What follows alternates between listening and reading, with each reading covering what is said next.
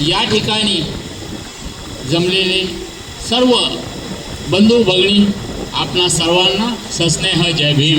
जय भीम. आज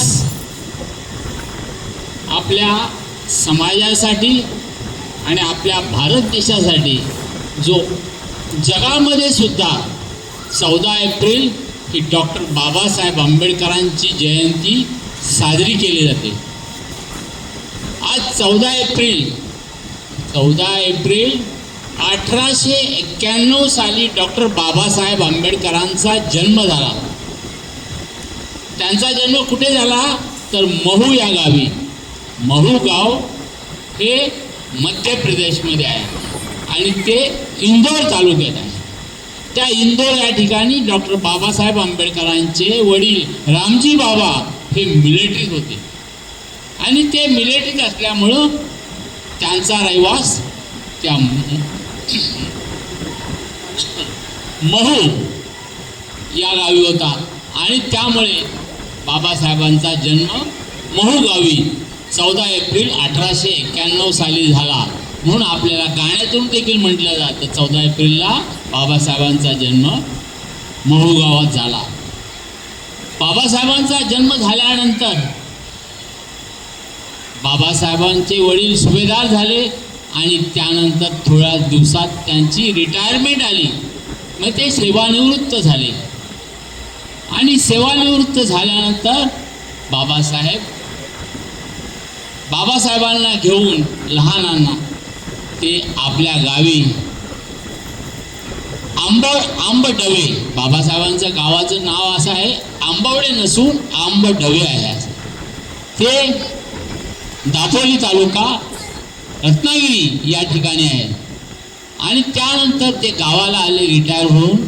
रामजी बाबांनी त्यांचा तिथे पुढचं जीवन जगण्याचा प्रयत्न केला, परंतु बाबासाहेब लहान असतानाच रामजी बाबांनी काय केलं तर आपला सर्व कुटुंब घेऊन ते साताराला आले. वाई सातारा हे जिल्ह्याचं ठिकाण आहे, वाई हे तालुक्याचं ठिकाण आहे, परंतु सातारा जिल्ह्यामध्ये आले आणि तेथे राहून बाबासाहेबांना लहानपणीच त्यांनी छत्रपती शिवाजी महाराजांच्या शाळेमध्ये इंग्लिश शाळेत टाकले आणि त्यांनी त्यानंतर आपल्या संघर्षाला सुरुवात करण्यास केली आणि त्यावेळेला त्यांना 1904 साली शाळेत टाकलं गेलं. आणि बाबासाहेब हे शाळेत जात असताना देखील आपल्या लोकांना हेवा वाटावा अशी गोष्ट त्यांच्या जीवनामध्ये घडली की बाबासाहेब शाळेच्या वर्गाच्या बाहेर राहून आपला अभ्यासक्रम वर्गात शिकवणाऱ्या शिक्षकाकडून शिकत होते.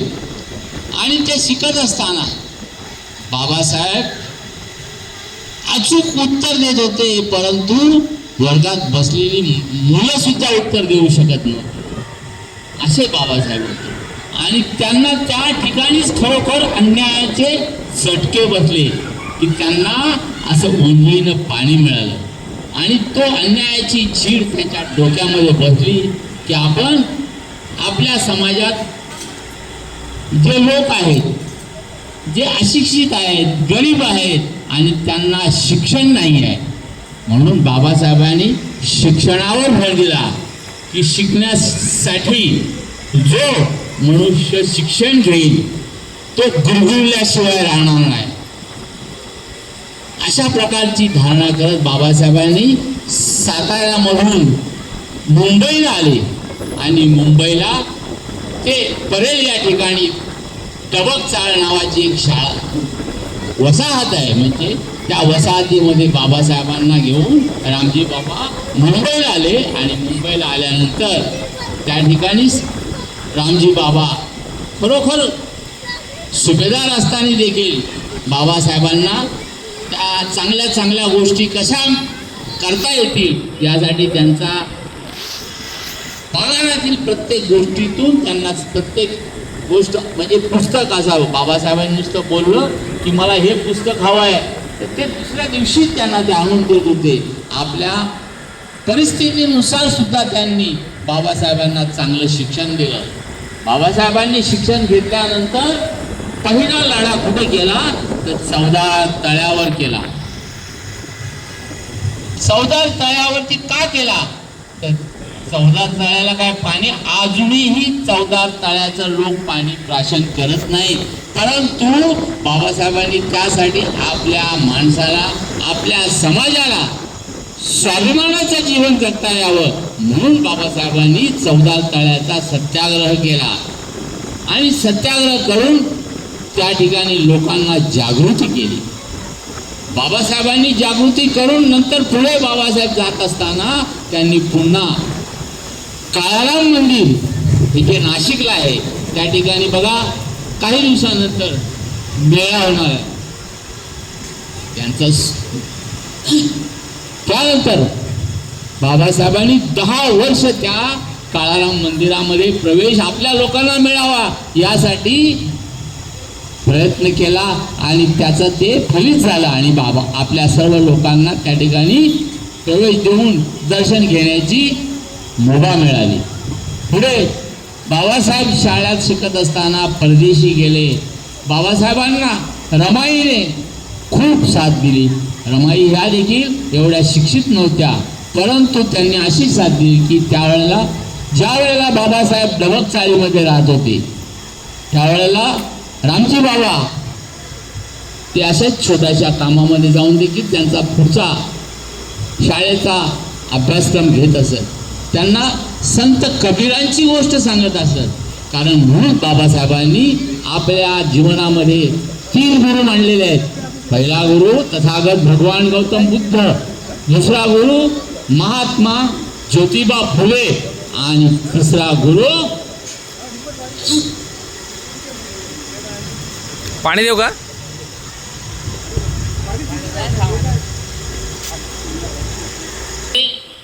तीन गुरु महात्मा भगवान बुद्ध,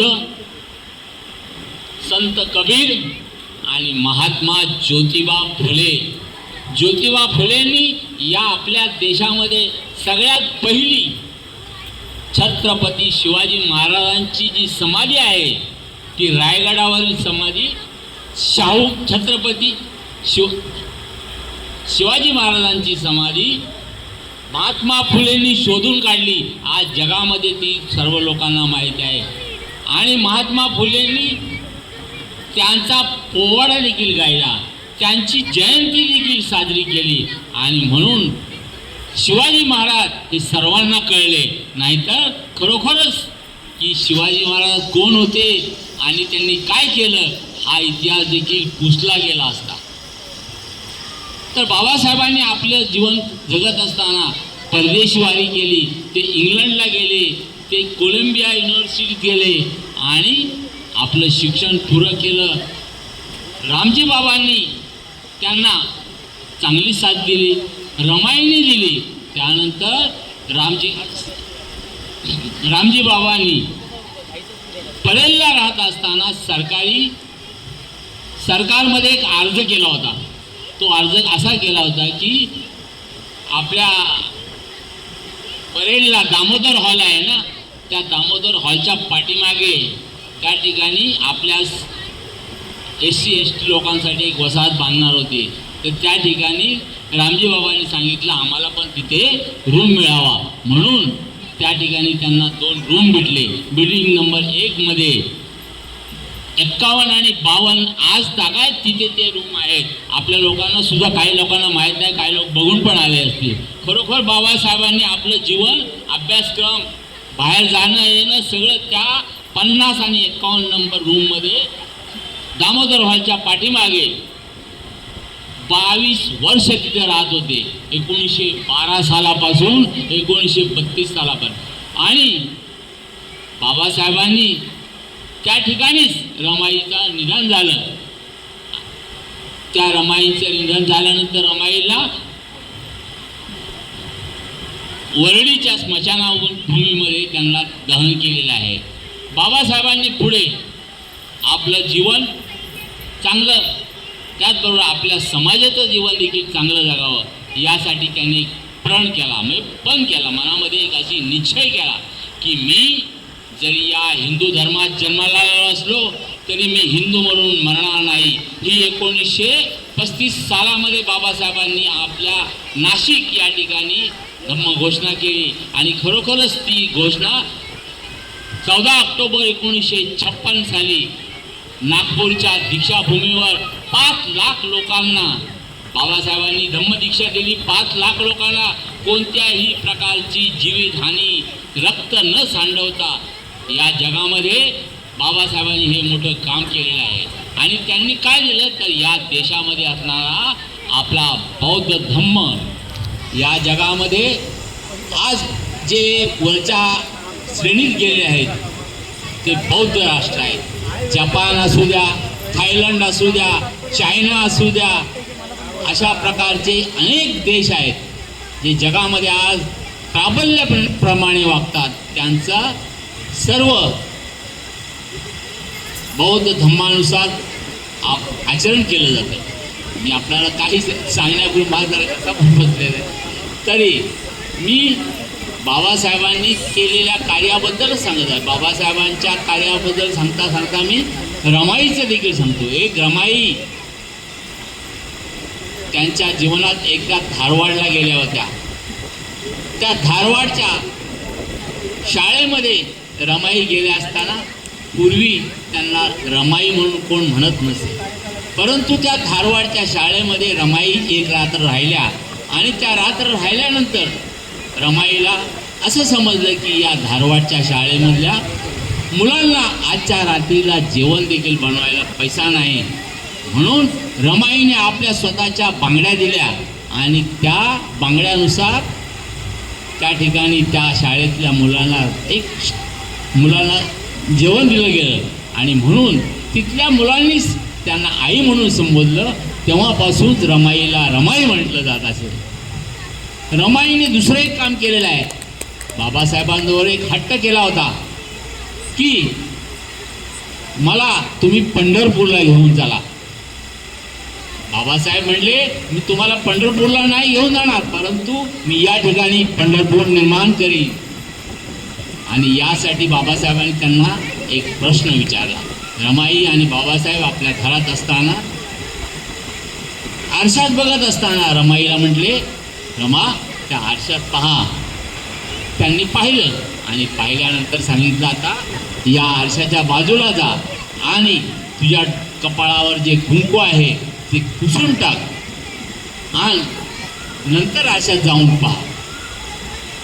त्यावेळेला त्या रमाईने जे कुंकू पुसून परत आरशात पाहिल्यानंतर बाबासाहेबांच्या पाया पडल्या आणि म्हणाल्या की मला पंढरपूरला जायचं नाही, मला इथेच राहायचं आहे आणि तुमच्यासोबत संसार करायचा आहे. अशा त्या रमाई होत्या. बाबासाहेबांनी आपल्या जीवनात खूप कष्ट केले, खूप म्हणजे खूप. बाबासाहेबांनी आपल्याला धम्म कार्यात नेण्यासाठी जी आपली बाबासाहेबांनी 3200 ग्रंथांचा अभ्यास केलेला होता. बाबासाहेब असे होते की बळदंड शरीराचे होते. बाबासाहेबांची अभ्यास करण्याची किंवा वाचन करण्याची एवढी त्यांची ताकद होती की 18 तास एका जागेवर बसून बाबासाहेब अभ्यास करत होते. बाबासाहेब अभ्यास करत असताना त्यांनी ज्यावेळेला राजगृहावर गेले राहायला तेव्हापासून त्यांनी खूप समाजासाठी कष्ट केलं आणि समाजाला गुलामापासून आपलं चांगलं जीवन जगावं अशा प्रकारे सांगितलं. त्यांनी बाबासाहेबांनी आपल्याला बौद्ध धम्म दिला. तो बौद्ध धम्मचा कोणाचा आहे तर तथागत भगवान बुद्धांचा आहे. तथागत भगवान बुद्धांचा जन्म देखील या भारत देशामध्ये झालेला आहे. म्हणून परकीय जे बौद्ध राष्ट्र आहेत ते खरोखर मी अभिमानाने सांगतो की ते परकीय बौद्ध राष्ट्र भारत देशाकडे साधी पाय लावून देखील झोपत नाहीत. अशा प्रकारे त्यांना ते मान देतात. कोणाला? तथागत भगवान बुद्धांना. बुद्धाने आपल्याला काय शिकवलं? बुद्धाने आपल्याला आपल्या जीवनामध्ये आपण कसा बदल केला पाहिजे, आपण कसं आचरण केलं पाहिजे, आपण शीलवान राहिलं पाहिजे. शीलवान म्हणजे नीतिमत्ता ठेवून, चांगली नीतिमत्ता ठेवून आपण आपलं जीवन जगलं पाहिजे. अशा प्रकारे बाबासाहेबांनी तथागत भगवान बुद्धांचा धम्म आपल्याला दिला आणि आपण पंचशील मगाशी ठिकाणी सांगितलं. पाणाती पाता वेरमणी शिक्का पदम समाधियामे. मी प्राणी मात्र्यांची हिंसा करणार नाही. मी अदिन्न दाना वेरमणी शिक्का पदम समाधिया.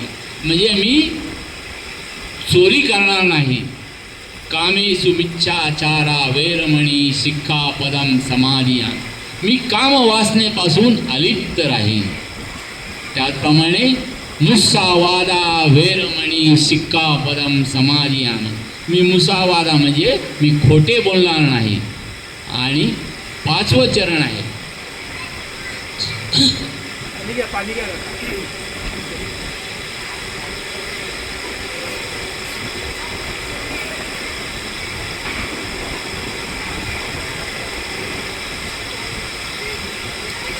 सुरा मेरय मज्ज पमाद ठाणा वेरमणी शिक्का पदम समाधियामी. आज या भारत देशातील जे लोक परदेशात जातात, त्या परदेशात गेल्यानंतर ते काय सांगतात, तर आम्ही बुद्धिस्ट राष्ट्रातून आलो. एक स्वाभिमानाची आपली गोष्ट आहे. आताच बघा आपल्या देशाचे पंतप्रधान मलेशियाला गेले होते. त्या मलेशियाच्या ती लेडीज पंतप्रधान आहे. त्यांना सांगत होते आम्ही बुद्धिस्ट देशातून आलो. बघा ही आपल्याला स्वाभिमान आहे, परंतु या देशात आल्यानंतर त्यांचं वागणं खूप वेगळ्या तऱ्हेचं असतं. आज हा भारत देशाचा उत्तर प्रदेशमधला मुख्यमंत्री योगी हा परदेशात गेल्यानंतर असं सांगतो की मी भारत देशातल्या लोकशाहीमधला भगवान बुद्धांच्या धम्माचा मुख्यमंत्री आहे.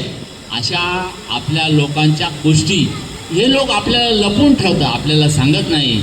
आणि आपल्यावरती अन्याय आणि अत्याचार करण्यासाठी का करतात, तर आपले लोक थोडे लोक एखाद्या ठिकाणी राहतात.